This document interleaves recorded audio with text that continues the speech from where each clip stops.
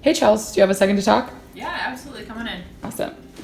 So, what's the latest on computer science education and workforce development?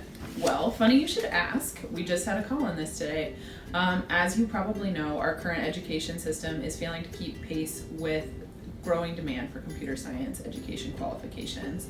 And for every 8 available computing jobs, there's only one computer science grad to fill it, which is really discouraging when you think about that computer science is the second highest paying degree with an average salary of $86,000.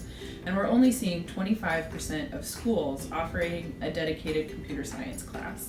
That leaves about 75% of American students without the opportunity to develop a skill that would lead to a high paying and in demand job. That's so crazy. So, what can we do to make sure students gain the skills they need to fill that gap? Well, since we're in Washington, D.C., I think we should focus on a couple things that Congress can do. First, Congress can allocate money to provide funding for needed computer science classes for children and young adults in K through 12.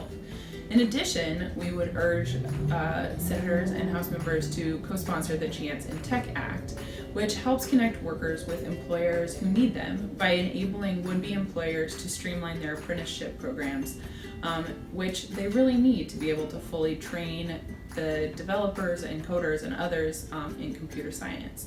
You know, apprenticeships do require a lot of time and resources, but that is effort and money that's well spent because 9 out of 10 apprentices immediately find jobs in their field.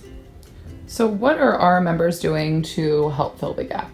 Well, one of our members, Justin Hall of BitSource, actually has an apprenticeship program for former coal miners in Kentucky, where he teaches coal miners to code. He started the program 3 years ago and had more than 1,000 applicants.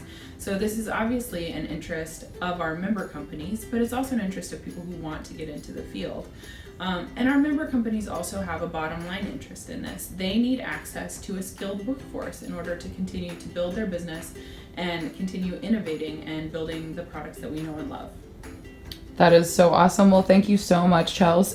If people want to learn more about workforce development and computer science education, where should they go and what should they look for? Well, I'm really glad you asked that question because our App Economy report is coming out later this month. And in that report, we have pages and pages of really important information about the app economy and computer science education and the skills that the workforce needs to be able to help this economy continue to grow. Awesome. Thank you so much. Thank you.